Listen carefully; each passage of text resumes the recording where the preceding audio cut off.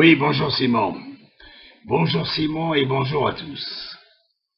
Vous savez, quelque part, ce n'est pas seulement les Égyptiens qui prennent la mesure du terrorisme, c'est l'ensemble du monde démocratique, l'ensemble du monde moderne qui se rend compte que il y a là un ennemi redoutable, un ennemi dangereux, un ennemi qui peut mettre vraiment en danger l'ensemble de l'humanité. Vous savez, avec les stocks effarants d'armes chimiques détenues par la Syrie, qui peut en faire un mauvais usage à tout moment parce que leur cause est désespérée. Par exemple, quelque part, des gens sans responsabilité peuvent détenir des petites bombes atomiques qui peuvent faire des centaines de milliers de morts. Enfin, c'est vraiment pas le moment, si on veut dire en un seul mot, commençant, c'est vraiment pas le moment de laisser grandir les dangers des organisations incontrôlées ou contrôlées quelquefois par des gens totalement irresponsables et quelquefois même des fous. Par exemple, quand Ahmadinejad, le patron de l'Iran, vient dire il faut rayer Israël de la carte mondiale. Ça, c'est une attaque invraisemblable. C'est dire au monde, moi, Ahmadinejad, je veux détruire le peuple juif, je veux détruire le pays des juifs, je veux détruire les Israéliens. C'est le seul pays au monde, le seul pays Israël où on peut se permettre de dire on veut le détruire. Qu'est-ce que c'est?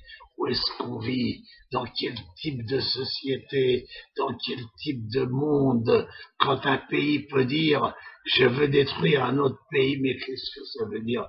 Alors que l'ensemble du monde tente d'organiser raisonnablement la vie des communautés mondiales, il y a des gens capables de parler comme ça. Alors, ben voilà ce qui s'est passé dans le Sinaï. Une bande d'assaillants sont venus dans des camions, dans des voitures, et ont voulu faire un attentat quelque part, ou en Égypte, ou en Israël, on ne sait pas. Mais la réaction de l'Égypte est formidable. Elle est formidable. Elle est formidable et en même temps normale.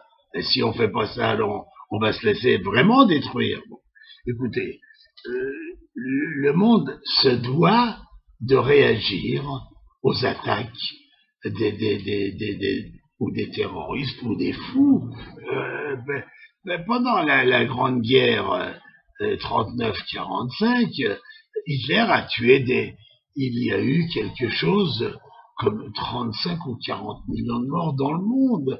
Donc ça veut dire que c'est pas une plaisanterie, le monde doit s'organiser et se préserver contre toutes les tentatives folles des dictateurs, des fous, bon, c'est pas facile, mais ça doit être un devoir. Chaque dirigeant d'un pays doit savoir qu'il doit réagir. Et actuellement, ce qui se passe, par exemple, avec la Syrie, nous donne terriblement à réfléchir.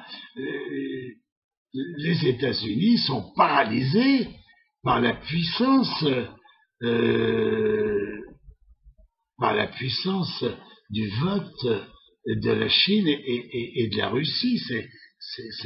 Ça nous met un petit peu mal à l'aise tout ça, parce que finalement, on dépend de ça. Si demain, qu'à Dieu ne plaise, Israël était vraiment attaqué par des puissances qui pourraient lui faire du mal, l'Amérique pourrait quelquefois même pas intervenir. Il y aurait la paralysie de pays qui feraient jouer leur veto.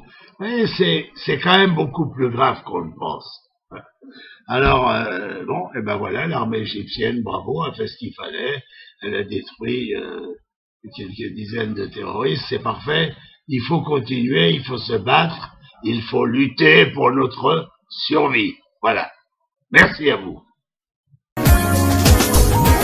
Dizengoff Center, l'espace commercial le plus vaste et le plus diversifié d'Israël. Dizengoff Center, une destination à ne surtout pas manquer lors de vos prochains séjours à Tel Aviv.